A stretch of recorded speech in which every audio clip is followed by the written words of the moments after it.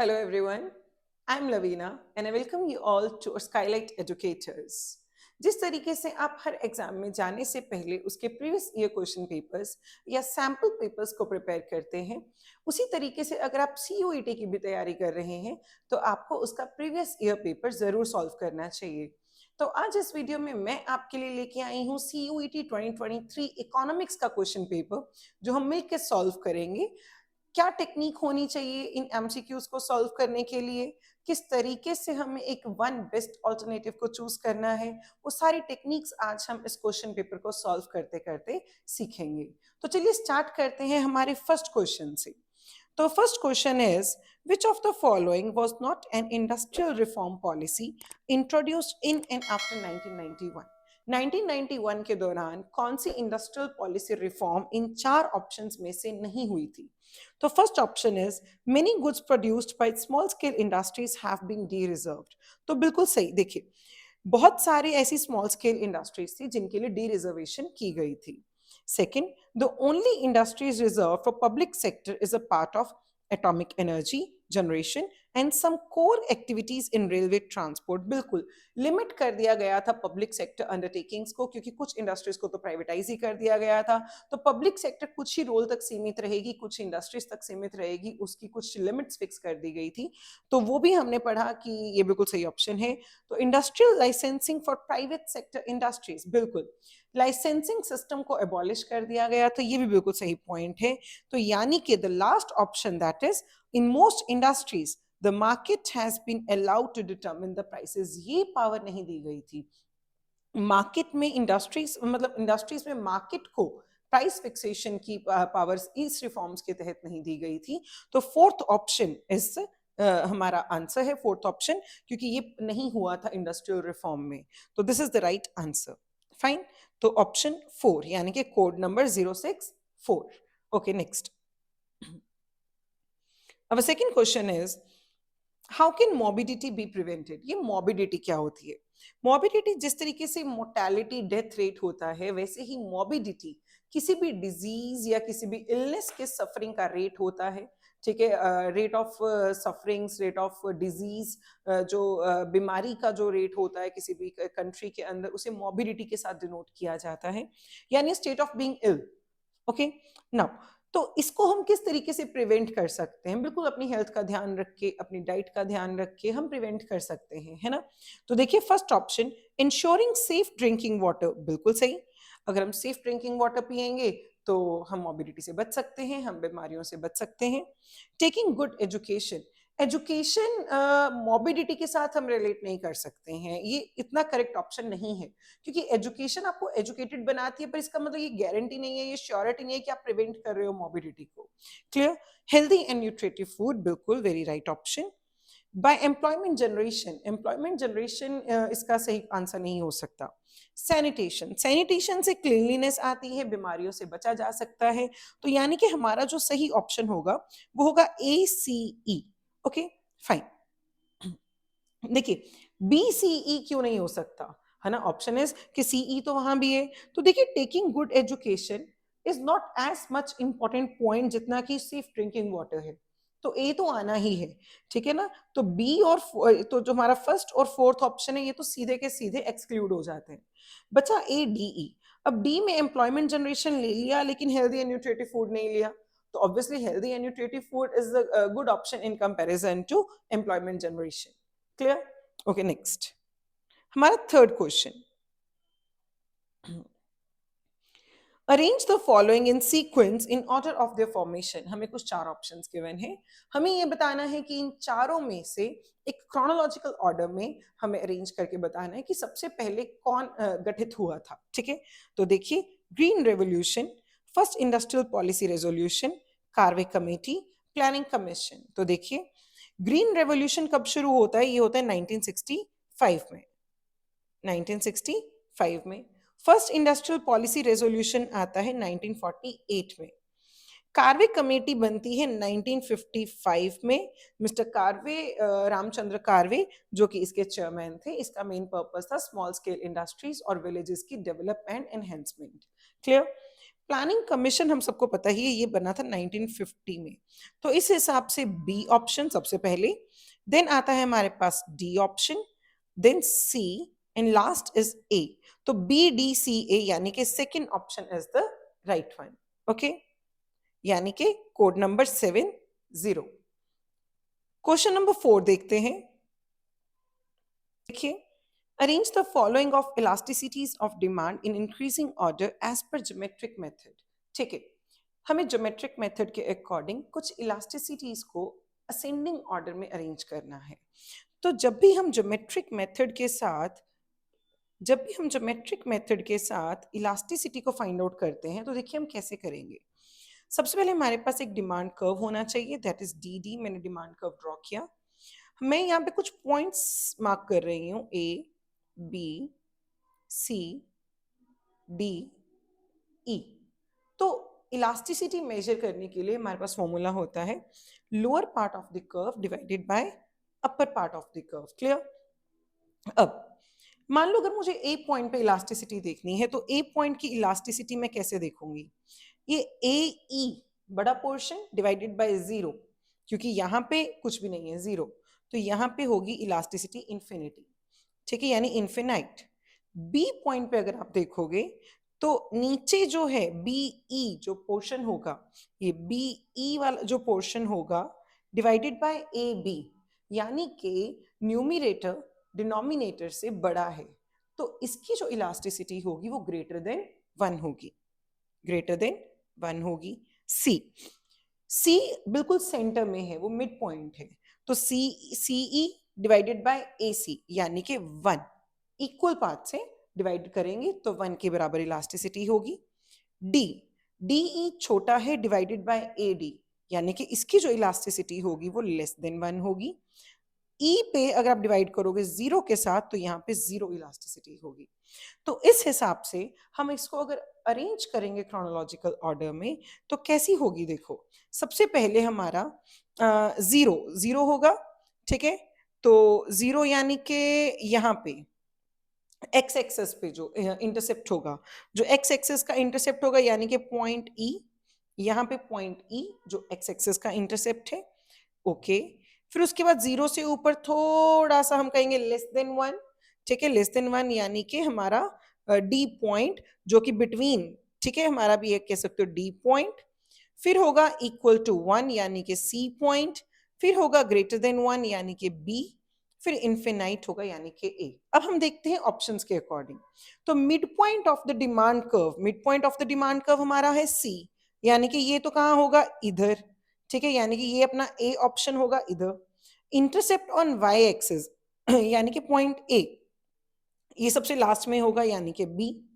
Between mid point and intercept on X axis, mid point and intercept on X axis यानी कि D point, ये होगा यहां पे यानी कि सी।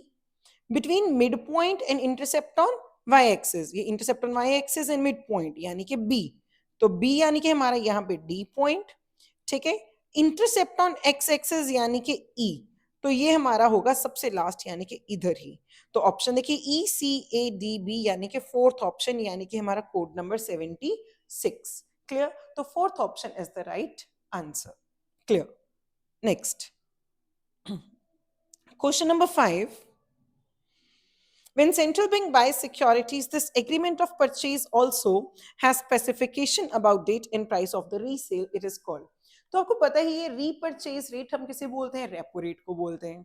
आरबीआई कब सिक्योरिटीज बाय करता है? कि जब वो एग्रीमेंट करे कि वो रीसेल भी करेगा विद स्पेसिफिकेशन। तो ऑब्वियसली वो रेपो रेट में करेगा, वो बैंक रेट में या ओपन मार्केट ऑपरेशंस में तो नहीं करेगा। ठीक है, तो यानी कि तो ओप्पो हमारे आउटपुट ओपन मार्केट ऑपरेशंस बिल्कुल सही आंसर नहीं हो सकता। क्यों? क्योंकि आउटपुट ओपन मार्केट ऑपरेशंस में किसी भी तरीके का प्रॉमिस नहीं होता आरबीआई की तरफ से। तो बचा रेपो ओपन मार्केट ऑपरेशंस, बिल्कुल security open market operations is buying and selling of the securities, है ना।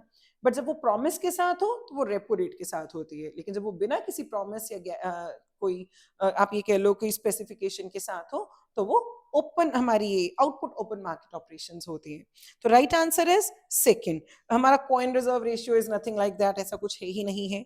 ठीक है, रिवर्स रेपो रेट यहाँ पे सूट नहीं करते क्योंकि यहाँ पे स्पेसिफिकली मेंशन्ड है central bank by securities. Clear? तो राइट आंसर इज ऑप्शन 2 यानी कि 78। Clear? Option number 5, sorry, question number 6. Yes. So question number 6 is the government budget has a revenue deficit that's and this can be financed by revenue deficit। क्या होता है? देखिए, जब भी government के revenue receipts कम रह जाएं, शॉर्ट रह जाएं रेवेन्यू एक्सपेंडिचर से, तो उसे हम बोलते हैं रेवेन्यू डेफिसिट। यानी कि जब रेवेन्यू एक्सपेंडिचर ग्रेटर हो रेवेन्यू रिसीट से, तो गवर्नमेंट का बजट डेफिसिट में होता है, यानी रेवेन्यू डेफिसिट होता है। अब रेवेन्यू डेफिसिट को आप कैसे फाइनेंस कर सकते हो? या तो आप अपनी रेवेन्यू रिसीट्स को बढ़ा लो या रेवेन्यू एक्सपेंडिचर्स को कम कर लो। तो सरकार अपनी रेवेन्यू एक्सपेंडिचर्स को कम कैसे कर सकती है? देखिए, बोरोइंग्स से वो रेवेन्यू रिसीट को बढ़ा सकती है। ठीक है, तो रेवेन्यू रिसीट्स को, यानी कि ऑब्वियसली बात है वो बोरोइंग करेगी तो अपने खर्चे पूरे कर लेगी, नो डाउट कि वो कैपिटल रिसीट है, पर बोरोइंग करके वो अपने खर्चे को पूरा कर सकती है। क्लियर? तो borings is the right answer. Tax revenue नहीं हो सकता क्योंकि टैक्स रेवेन्यू आप इतनी जल्दी से ऐसे इंक्रीज नहीं कर सकते हो। ठीक है, डिसइन्वेस्टमेंट बिल्कुल सही ऑप्शन है। सरकार अगर कहीं पे भी उसने इन्वेस्ट कर रखा है, अगर वो उसको डिसइन्वेस्ट कर दे तो सरकार के पास कुछ पैसे आ जाएंगे जिससे कि वो अपने खर्चे को पूरा कर सकती है। ठीक है, तो देखिए डिसइन्वेस्टमेंट, तो A and C is right answer, तो third option. Clear? Question number 7, when central bank buys securities without any promise to sell them later। अब वही बात आ गई, बिना किसी प्रॉमिस के जब करे, तो मैंने अभी ऊपर आपको बताया उसे हम बोलते हैं आउटपुट ओपन मार्केट ऑपरेशंस। जब प्रॉमिस के साथ करे तो repo open market operations. Clear? तो second option is the right answer, यानी code number 86। Clear? Question number 8, देखिए यहाँ पे हमें दो कॉलम्स दे रखे हैं और हमें इसमें से मैच करना है एक column with the correct answer. ठीक है, तो देखिए रेवेन्यू रिसीट्स। अब सबसे पहले आपको ये तो पता है, ये जो रेवेन्यू रिसीट्स होती हैं इसकी दो मेन फीचर्स हैं। Revenue receipts neither creates liability nor reduces asset. Clear? तो इस हिसाब से रेवेन्यू रिसीट्स को हम लिख सकते हैं they do not increase liability, है ना? तो ठीक है, तो they do not increase liability is right answer, यानी ए का ऑप्शन बनेगा 4। अब आप इन चारों में से देखिए ए के सामने 4 कहां पे है? तो ए के सामने 4 सिर्फ एक ही ऑप्शन पे है, यानी कि सेकंड। तो आप इसको करेक्ट कर सकते हो। ठीक है, अब अगर आपको ये लगे कि मैं बाकी भी एक बार देख सकती हूँ, मैं हमने बाकी तो बताया ही नहीं, तो देखिए वो बाकी हम डिस्कस करते हैं। तो कैपिटल रिसीट्स की यही मेन फीचर है कि जो कैपिटल रिसीट्स हैं, या तो वो आपकी लायबिलिटी को क्रिएट करते हैं या आपकी एसेट्स को रिड्यूस करते हैं। तो इस हिसाब से अगर आप कैपिटल रिसीट को देखिए तो आप लिख सकते हो it increases our liability. Clear? Revenue expenditure they neither create assets and they neither create assets and nor reduces the liability। तो रेवेन्यू एक्सपेंडिचर को हम कह सकते हैं हमारा ऑप्शन बनेगा 2, they do not increase in asset। Clear? Capital expenditure बिल्कुल सही, तो they do not increase the asset। Capital expenditure sorry they increase the asset। ठीक है, तो do not increase the asset revenue nature होता है, which creates asset वो capital nature होता है। क्लियर? तो right answer is second option. Question number 8 हो गया। क्वेश्चन नंबर 9, ठीक है, तो क्वेश्चन नंबर 9 में सेम हमें कुछ दो कॉलम्स गिवन है, हमें यहाँ पे उनका करेक्ट मैच ढूंढना है। तो देखिए यहाँ पे हमारे पास एक साइड पे गिवन है accommodating items, capital account, balance of trade, dirty floating. यहाँ पे सबसे इजी आपको बैलेंस ऑफ ट्रेड दिख रहा होगा, ये सबको पता होता है, बीओटी, यानी कि सिर्फ गुड्स का इंपोर्ट एक्सपोर्ट, सिर्फ गुड्स का बैलेंस, जिसे हम विजिबल ट्रेड बोलते हैं। तो विजिबल आइटम्स, तो यानी कि सी के सामने 4th होना चाहिए। तो देखिए सी के सामने 4th यहाँ एक ही ऑप्शन में गिवन है, तो first option is the right answer. But हमें एक चीज का और ध्यान देना है, इसी क्वेश्चन में एक ग्लिच है। अगर आप ध्यान से देखो, balance of trade dirty floating किसके हाथ में होती है? वो रिजर्व बैंक ऑफ इंडिया के हाथ में होती है। तो रिजर्व बैंक ऑफ इंडिया यानी कि हमारा सेंट्रल बैंक आप कह सकते हो, बिल्कुल सही है। डर्टी फ्लोटिंग के सामने यानी कि डी के सामने 2 होना चाहिए, जो बिल्कुल है और ये भी सही है। कैपिटल अकाउंट में हमारी इंटरनेशनल परचेजेस आती हैं, क्योंकि कैपिटल अकाउंट आपकी एसेट लायबिलिटी स्टेटस को इंपैक्ट करता है। क्लियर? बिल्कुल सही। तो कैपिटल अकाउंट में यानी कि हमारे बी के सामने फर्स्ट ऑप्शन होना चाहिए, ये भी ठीक है। पर सबसे ऊपर है एकोमोडेटिंग आइटम्स। एकोमोडेटिंग आइटम्स के सामने इन्होंने जो आपको ऑप्शन दे रखा है that is above the line items, यहां पे गलती है, क्योंकि एकोमोडेटिंग आइटम्स को हम बिलो द लाइन आइटम्स बोलते हैं, जबकि जो ऑटोनमस आइटम्स होती हैं, ऑटोनमस, उन्हें ही हम अबव द लाइन आइटम्स बोलते हैं। तो यहाँ पे हमने फिर भी इसको करेक्ट मार्क किया, क्योंकि और कहीं भी हमारे पास ये सूटेबल ऑप्शंस नहीं थे जहां सी के सामने 4 हो, डी के सामने 2 हो और बी के सामने 1 हो।